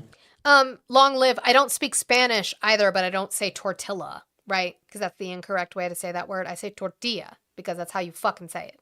There is no toll. به نظرم باید در استخدام کلمات دقت کرد. We are not levying any taxes, and we do not wish to collect any tolls. We should emphasize two matters. First, that the measures or moves taken by Iran and Oman are aiming at arriving at a protocol or a dynamic to ensure the safe passage through the waterway. This is a very responsible move, and it is in line with international law as well as the national interest of both our countries and, above all, to the greater good of the international community. And it is quite natural that the services provided through this waterway, including navigation and other movements, with respect to safeguarding the environment within the Persian Gulf and the Gulf of Oman, all these acts entail certain expenses. However, they cannot be described as tolls or fees. Except that they kind of are. If you're charging for services, they kind of are. But it's just funny to me that he said that. He's like, it's not. We're not doing that. No, we wouldn't do that. Certainly not. Not us. Okay. So, Senator McCormick went on Fox News, and the Fox News host asks him about his constituents. How are your constituents dealing with higher gas prices? And of course, Senator McCormick is going to answer that and be a genuine human and actually talk to his constituents, right? Of course he is. What did you hear over Memorial Day weekend from your constituents in Pennsylvania that are dealing with higher gas prices and wondering when or if this is going to end in a good way? Well, you know, the president didn't get to choose when he was going to take this action. It was essentially the result. What? The president didn't get to choose when he was going to take this action. I'm pretty sure that was a choice that he made. Because Israel was going to do it. That's not our business. Shouldn't be our business. Right, who forced him? Oh, it's okay, he'll tell you. That are dealing with higher gas prices and wondering when or if this is going to end in a good way. Well, you know, the president didn't get to choose when he was going to take this action. It was essentially the result of a growing risk from Iran. And unfortunately... Where? Because again, the last three clips in this one, yeah. Where's the imminent threat? We've been waiting. We've been waiting for months now for the imminent threat, and we haven't seen it. And they can't explain it to us because our own intelligence does not say that. This is bullshit. Yeah, the risk of their ambition. Pete Hegseth admitted in front of Congress that we are bombing their ambition. So where's the threat? Who forced Trump's hand? He didn't choose to do this? Who chose for him? Oh, Uno reverse. Joe Biden wasn't running the administration. It was a puppet government, and he was just being puppeted. Donald Trump apparently doesn't run the government, and he is just being puppeted by Israel and Christian nationalists. because he didn't choose to do this. Past presidents hadn't dealt with it, and this needed to be dealt with. So I applaud him for having the strength to do that. From a political perspective, I think we all agree, including the president, that it would be best to get in and out as soon RL, give me a study or a survey for that, please. as possible. There's no doubt that folks in Pennsylvania are feeling the pressure of gas prices going up by about $1.25, and that's putting real pressure on working families. Mm-hmm. But the alternative of Iran with a nuclear weapon that could threaten America or its kids, which they never had one. Again, they never had one. Never had one. was very likely to happen under President Trump's regime, his administration, if we hadn't taken action. I think is an unacceptable alternative. Oh, I forgot that. He does say regime and then to correct himself. I think Regime, yeah, in this clip. But the alternative of Iran with Why a do you nuclear correct weapon himself? Because, he can't say that. that could threaten Oh. America or its kids, which was very likely to happen under President Trump's regime, his administration, if we hadn't taken action. I think. Why is he not strong? Even if Iran had a nuclear weapon, was Trump's administration not strong enough to do negotiations with Iran to ensure that it wasn't a danger? You said it was most likely to happen during his regime. I mean administration. Is he not that strong in his negotiations with other countries? I think is an unacceptable alternative for anybody. And so I think that's the situation we're in. And I know the president's very committed to trying to bring an end to this as soon as possible. We all are. He's not. He literally he said he's not in a hurry last week. He was on the tarmac, and people keep bringing up the gas prices in regards to what that's going to do to Republicans in the midterms. And he said, I'm not in a hurry. I'm not in a hurry about that. No hurry. How dare you expect the art of the guy deal to negotiate? Art of the guy. I can't talk. I'm tired. How dare you expect the art of the deal guy to negotiate? I mean, art of the guy. Have you heard him talk about men? He might also be the art of the guy. Golf man, we may disagree, and we're going to disagree again. I don't use McCormick. Unless they own Old El Paso, and then yes, I do. But I use Old El Paso. Watch this interview mysteriously disappear. It better not, because I have to send it to Audie. And she'll be mad. But let's go into a lovely little CNN montage of how the gas is going to drop, supposedly. The gas is going to drop. This is the administration and Trump himself who have been saying this. Well, as soon as the Strait opens, again, we don't use the Strait. We don't get our gas from the Strait. We don't use the Strait. But also when the Strait opens, gas prices are going to go down immediately, according to the entire administration. According to AAA, the price of gas... You golf men... I'm going to write that down, actually. I want you to come back. Please remember to come back in about 2.5 years. Golf men. 150 gas prices when Trump leaves. Please come back in 2.5 years. Please? Okay, thanks.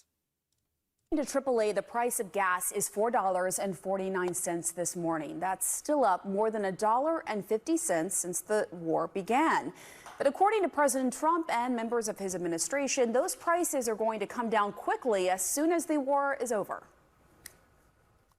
Once the national... Real quick.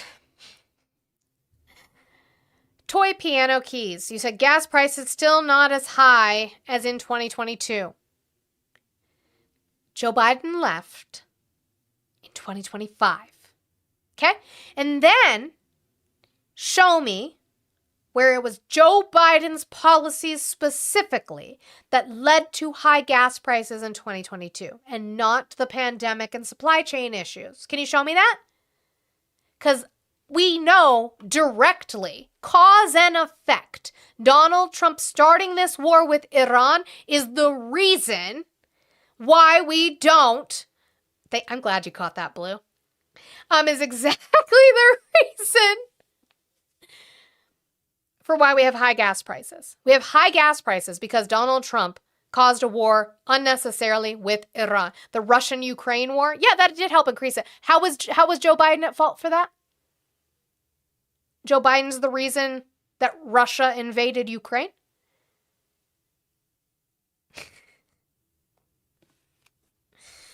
These red bottoms. Anyway. Security objectives of Operation Epic Fury are fully achieved. Americans will see oil and gas prices drop rapidly. We promise that when this conflict draws to a close, when this operation draws to a close, we're going to see those energy prices come back down to reality. Oh, they would. Mike Quinn, I agree with you. But yeah, they don't know that. They just lie. Go down quite a bit. If we see a pathway to have the Straits of Hormuz open soon and energy flowing again, you'd see energy prices drop pretty significantly. Prices have likely peaked and they'll start going down. No, that was just a montage of all the people. Thank you for calling the stream. Can I get your age, state, and who you voted for? Is this the line? No, this is not the line. This is just Monty Does show. Oh, word. Right. I'm 36, and I voted for Trump. Okay, what state did you vote in? Arizona. All right. Why are you still supporting Trump? Because of oil and gas. In what way? What do you mean in what way? Like, how are you supporting him because of oil and gas? Trump's keeping gas prices low. What? I just said. Have you seen gas prices? What do you mean? Have you seen crude oil or price per gallon recently? You're talking about the number, or you're talking about consumption? You're Are you disagreeing how is he lowering gas prices right now? I don't understand if you're disagreeing with my belief or disagreeing with something I said. I am disagreeing with the fact that you said he is keeping gas prices down when they are up. Right. Well, how much oil does the U.S. burn a day? That's not what I asked you. That's not what we're talking about. Can you show me Donald Trump? Can you show me through policy from Donald Trump how gas is down when it's actively up right now? Right, because the U.S. uses a lot of oil, so Donald Trump is acting in the U.S.'s interest. Just because you pay a lot now doesn't mean your kids are going to pay a lot. You said he was lowering it. How's he lowering it? He's ensuring that oil-producing states are held accountable. How so? What do you agreeing or what do you mean? How is so a question? How is he holding what I just said? How is he holding oil-producing states accountable, and that then ensuring lower gas prices? Well, right now, he's controlling shipping lanes for oil. No. And he's blockading a blockade. He's not in charge of it. And he's also looked at inefficient, non-liberal states. So how so? I don't understand how so was a response to what I said. Because how is he holding? Oh my God. I said how so, as in how is he holding them accountable? I'm glad you can't follow a conversation. Also, again, still prove to me how he is lowering the gas price when the gas prices are up. Because how so is something you say at coffee with. Anyway, Jesus Christ. W to Telroy for the $10. Thank you so much. Said, get this dumb fuck off the air. I'm glad that we have people who can't follow conversations. If you say that Donald Trump lowered the gas prices, you damn well better be able to show me policy that did that when we have gas prices at right now $3.25 a gallon. And look how high they are from actually where they were. They were down. I'll always say that. They were down. Yeah, how so is a clarifying question. You said, let's go through the conversation with English. You said, he's holding the oil-producing states accountable. I said, how so? So, give me that answer. You're telling me because he's controlling the shipping lanes, even though all we're doing is blockading a blockade, we were the one, or Iran, were the ones keeping ships from getting in and out. And then we just decided we would do it. It was low. It's not now. So how's he bringing gas prices down when it's this high? Okay. Yeah, accountable for what also. Make it make sense. W's, that was you, DJ Bookie, right? W's to you. Thank you so much for the $10. Guys, that brings me down to 5757. I have about 30 minutes left to go. Can we please start working, or 5767, sorry. 5767 left in my goal. Can we work on getting that down, please? $1 trains, $2 trains, try to get that work in. I would appreciate it. Make sure you're still tapping. Did we hit it? No. You guys are 5,000 away from 100,000 likes. I know you can do it. Keep tapping. Keep doing the good things. If you're over there on YouTube and you haven't hit that thumbs up button, I would appreciate it if you did so. So again, here is the administration saying that it's peaked and that it's gonna come down. We'll get into that.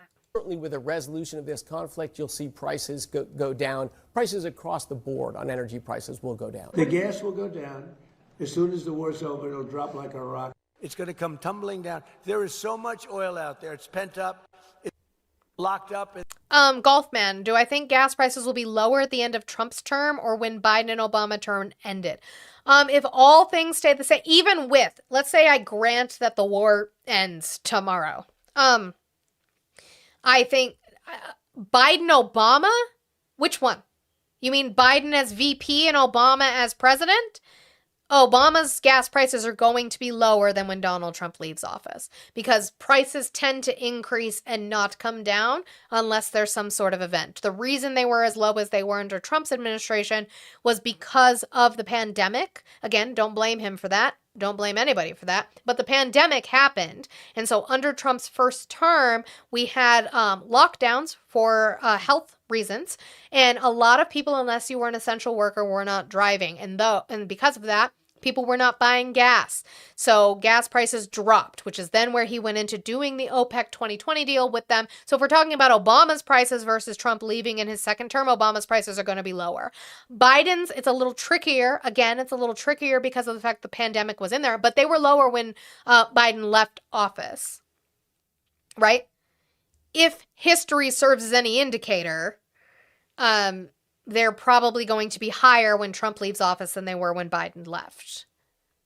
The Strait of Hormuz, when all of that stuff comes out, you're going to see prices dropping on gasoline like you've never seen. But I am also confident on the other side of this, prices are going to come down very quickly. They'll drop lower than they were before. As soon as it's over, you're going to see gasoline and oil drop like a rock. You're going to see oil prices plummet. They're going to come down. No, I didn't say, Golfman, I didn't say they're going to stay like this. I just don't think this was necessary. To put this hardship on the American people wasn't necessary. We're not getting anything beneficial out of being over there. Golfman, nobody, because our intelligence shows they don't have them. So you can keep what about, or what if. It doesn't matter. What did you post? English, motherfucker, do you speak it? Why was that so low? Hold on. English, motherfucker, do you speak it?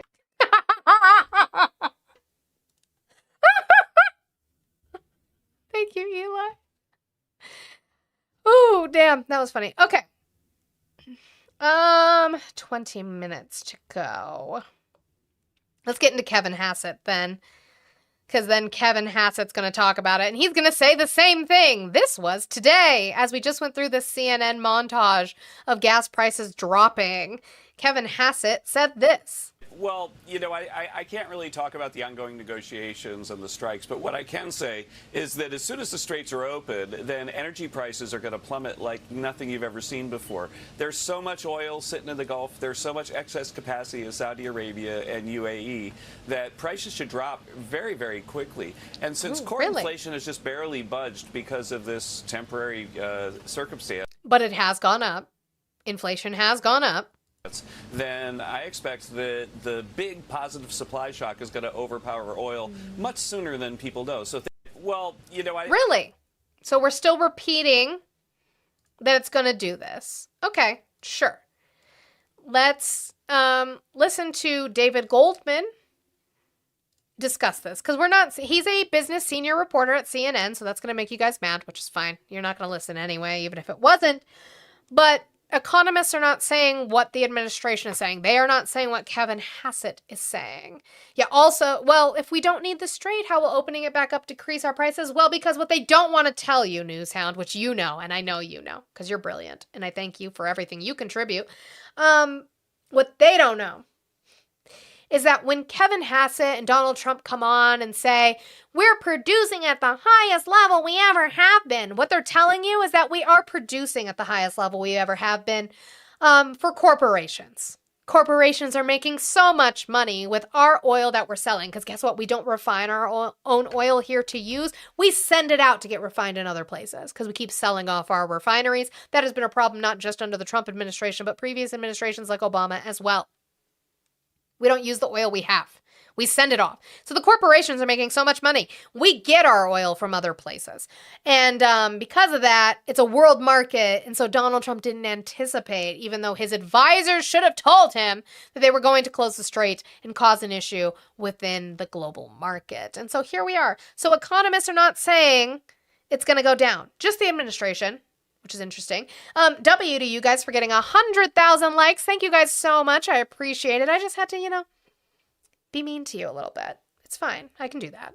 But I appreciate you. Thank you guys for being so good today and being able to get to those taps. I appreciate it. Let's keep going with a little bit of time that I have left, okay? And with that little bit of time, can we work on that goal, please? Let's get it down. I would appreciate it. So what does need to happen for oil to come down? Well, the first thing that you need is to clear out this bottleneck. So in the Strait of Hormuz right now, there are about 170 tankers that are there, and they're each carrying around 100 million barrels of oil, and that's a lot of oil. That's not just, a kind of pretend number. That's about 13 days worth of the Ozzy, California's fuel is more expensive than the rest of the country because they have fuel taxes. They have gas taxes to help combat any kind of pollution and fund programs like that. Also, their roads and things like that. Oil that has been stuck because we've had 13 million barrels of oil that are just stuck in the Strait of Hormuz right now. So that's a decent amount of oil, but imagine getting all of that out of the strait that's mined, that's been an active war zone. That's not something that can just get out all that quickly. Okay, that's step one. Step two. Good point, Newshound. The gas tax that the voters voted on. You got to get rid of all the warehoused oil. You have oil that's just overflowing right now in storage. All of that needs to get onto new empty tankers. So what happens next? Well, yeah, rib tip, but that happens every year with every season, right? And I know you know that. The summer blend is more expensive to produce than winter blend is, so the prices tend to go up.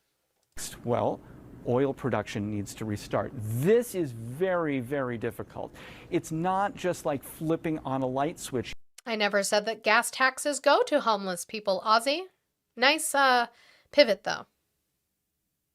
David Koresh was in a cult in Texas and the FBI messed with him. Yes, I know that, golf fan. What the fuck? When the fuck did we get ice cream? Are you okay? You actually need to start sending water and gas down into wells. And if you do that, you might have a neighboring well that has to do the exact same thing. And you need to make sure that that is all coordinated. That can take 2 to 4 weeks just to get production started again.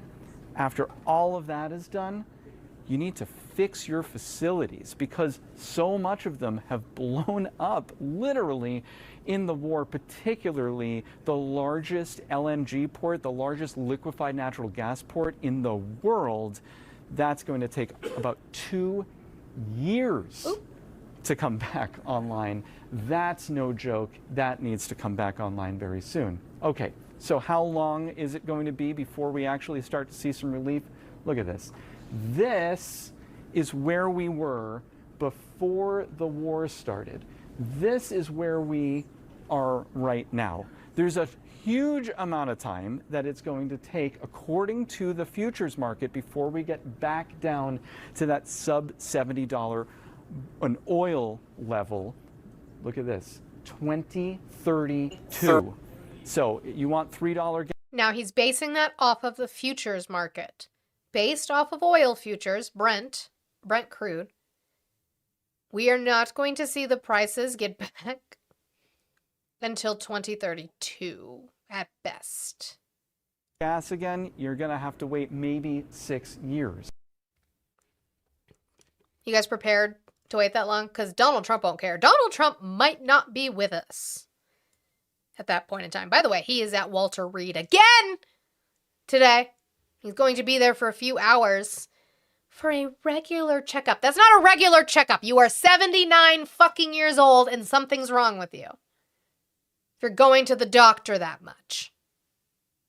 Short-term pain? Ricky, I cannot.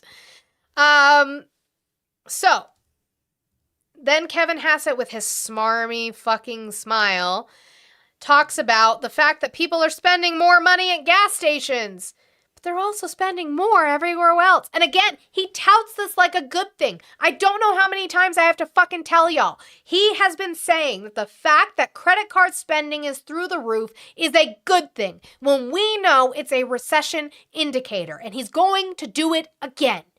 People are spending more at the gas pump. Yes, we know how terrible, but they're also spending more everywhere else, and that's great. No, it's not. The fact that people's necessities are costing them more is a problem.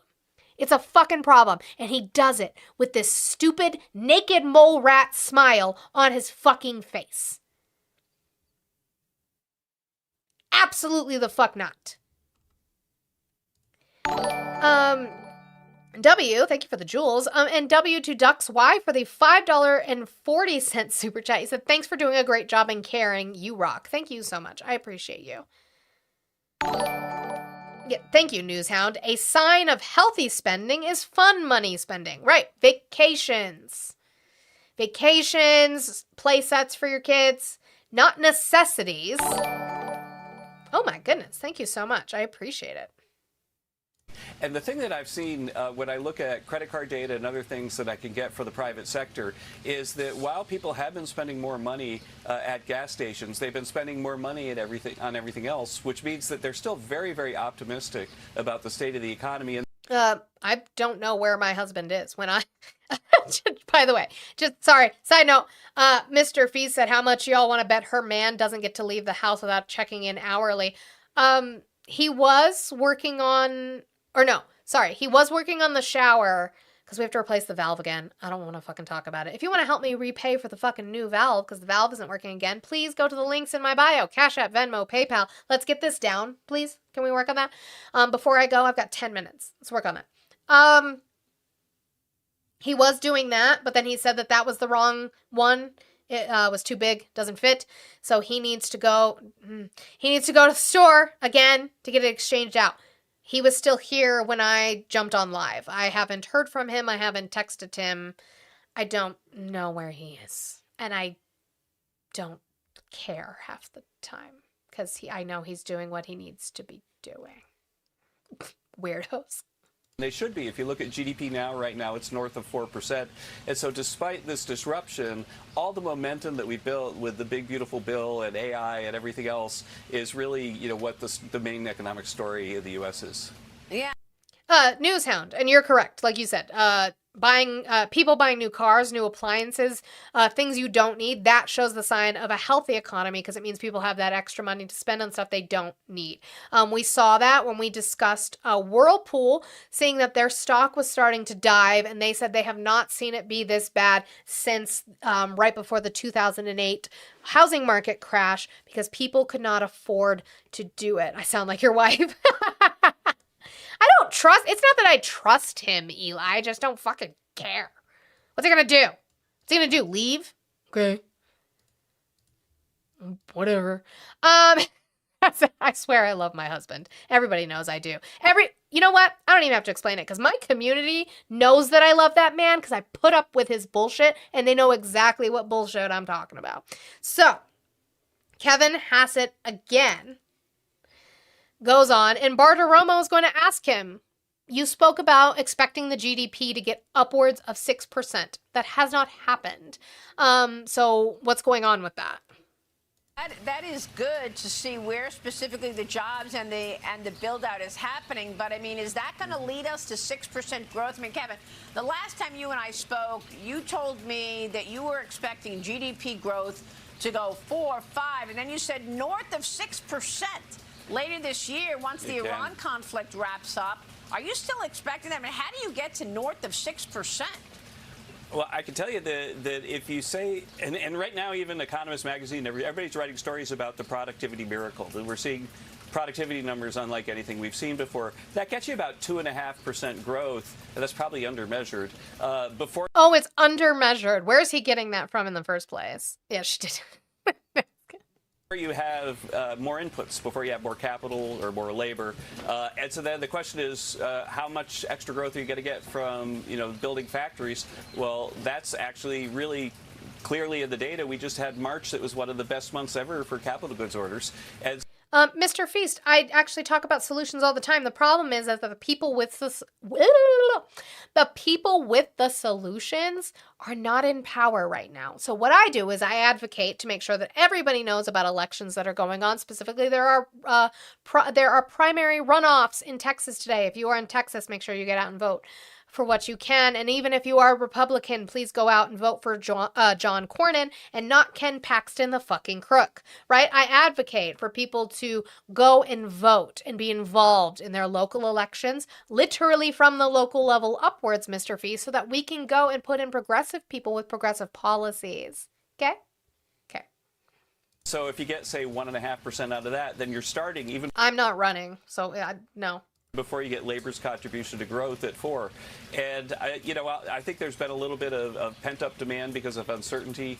You see that, for example, when people are worried about energy prices, one of the places that you see it is that they hold up buying a new car because they're not sure whether they want to get the truck that's their dream car but has low miles per gallon, or whether they need to get like the Prius or a hybrid that has high miles per gallon. They're really worried about the cost of gasoline. And what happens is that purchases of automobiles drop a lot when that happens, and we're seeing that in the data right now. But oh, yeah, we are. Why? Because we started this ridiculous, unnecessary war with Iran. Thank you, Kevin Hassett, for admitting that. Imagine if this is resolved, people have clarity, they make the decision based on what's best for them.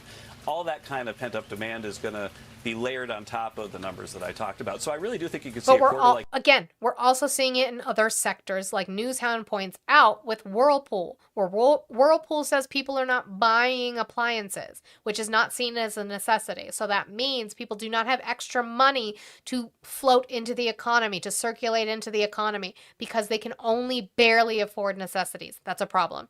That. And it's not unprecedented. The last time we saw an economy that looked like this was in the 90s, when all of a sudden the internet was changing everything. Oh, you mean the dot-com bubble? That's bad. That's a bad comparison, just by the way. It's a horrible comparison. Thanks for admitting that, though, Hassett. I do appreciate it so much. And one more for Hassett, and he is going to say that AI is creating jobs when we've seen the opposite in the market. Well, look, we know that economic growth is being fueled and propelled by, obviously, President Trump's policies and the big, beautiful bill. We've got this productivity boom underway, but we also have AI and tech investments, huge tech investments. Newly sworn-in Chairman Kevin Warr says that AI is on pace to significantly boost worker productivity. And yet you've got pushback from critics, right? You've got Bernie Sanders. I just want to point out that I hate her voice. I just had to point it out. Saying we want a moratorium on this. You've got others saying that the AI boom is accelerating data center construction, and it is eating away at people's costs, water, power, land use, noise. What do you want to say to those people who may not understand how big this revolution is and want it to stop and slow down? Well, if you just look at like what... You can't stop it. Nobody's saying stop it. What we are saying is to regulate it. We need to regulate it. Slow it down, yes. Because people are losing their jobs and we are doing it like a bull in a china shop. Or what is it? What's the term that you guys like to use? You can't make an egg without breaking a few. Or you can't make an omelet without breaking a few eggs. No. How about you yes, but you have to do it carefully, right? Or else you get eggshell in your omelet. You do it with precision when you're cracking eggs to make omelets. You're not just throwing it. You're not how to basic throwing eggs at the wall and hoping to God some catches in your goddamn. Right. You don't want shell in your omelet. That's gross. Some people are crazy like that. Protein, but you know. Equity markets are doing right now, what's happening to people's salaries, that you can see that AI is making it easier for people to run firms better. Just like you could play chess better if AI helped you, you can run your firm better if you have AI. And that, in the end, is going to redound to everybody's benefits. You know, one of the talking points, Maria, that we've been hearing over the last few months is, oh, well, the new college graduates, they're not getting jobs because of AI. And we've been following the data, like the most recent data, and the unemployment rate for new college graduates has plummeted. In other words, they're being hired in droves. And the reason is a pattern that we see in private data that we get, that we looked at small businesses that hired a company to help them with AI, and they, over the last year, saw their revenue double. They're becoming big businesses. They're stealing business from big businesses, both here and abroad. And the companies that didn't use AI and folded into their businesses, they were stagnant. And so AI is creating jobs right now, and the people who are using it are booming and grabbing market share from big businesses in the U.S. and big businesses abroad. And so it's not a negative employment story at all. Except that we've seen the layoffs. Maybe not with the college sector or with college graduates, but we are seeing it. And I don't have the clip today and I don't have the time, but Mark Andreessen, I'll have to show it, but Mark Andreessen did an interview with Joe Rogan. You know what? It shouldn't be that long. Let me see if I can find it. Talking about wanting it, because they don't complain to HR. Where the fuck? Let's see if I can find it.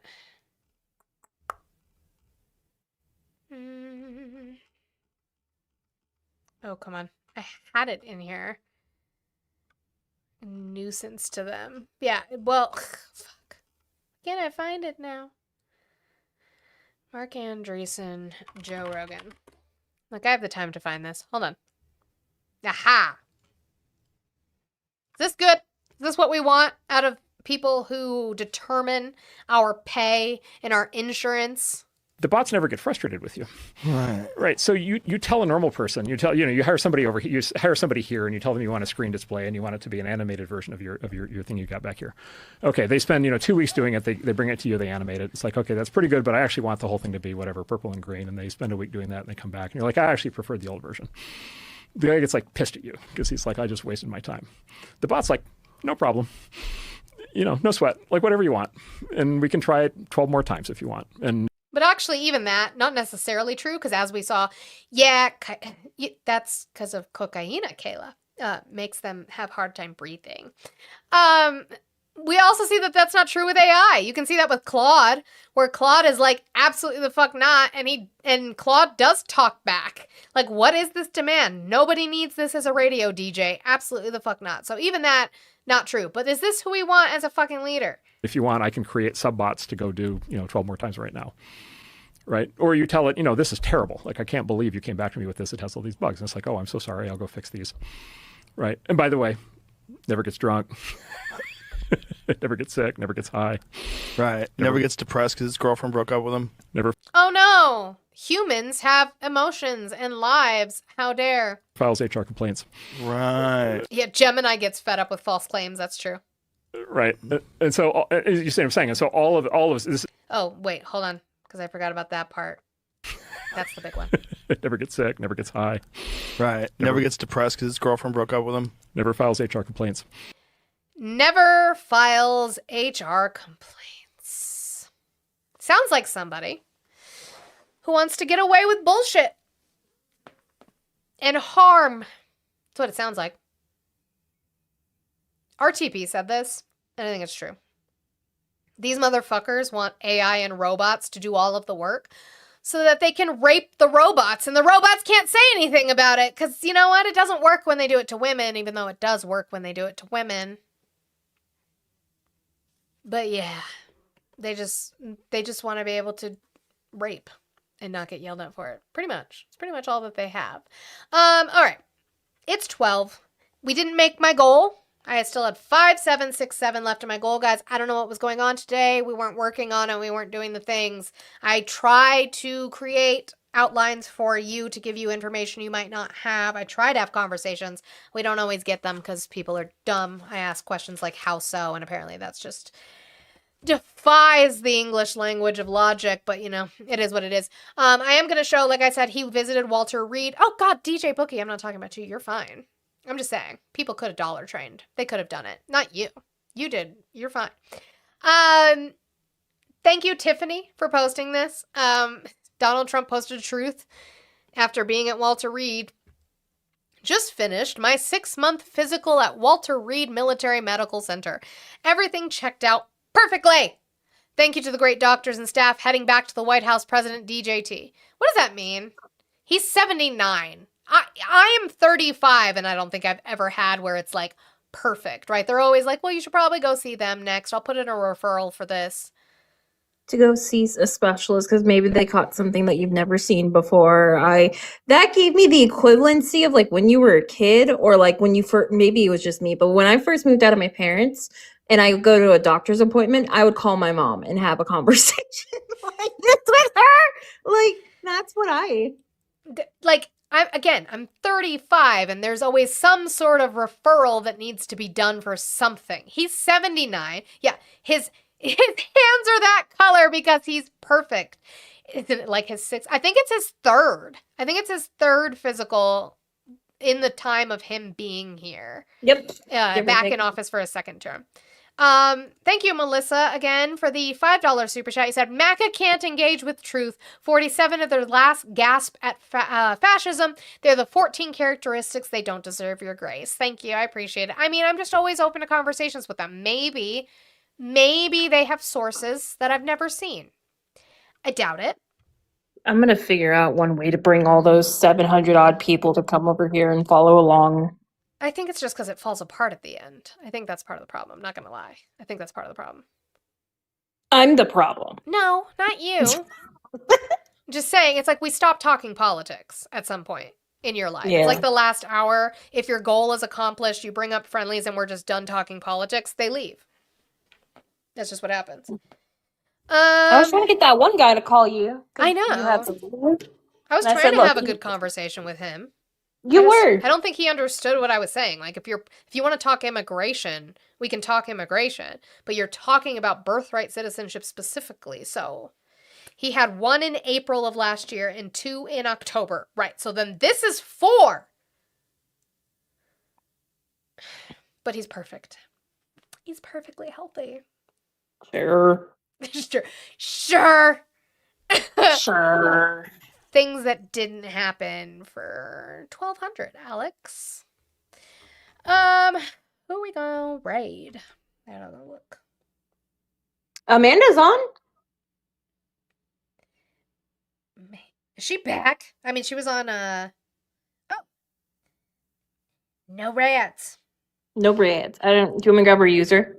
Yeah, I think it's like a Amanda informed, but I always get it wrong. I'll be back. I'm gonna go raid Amanda.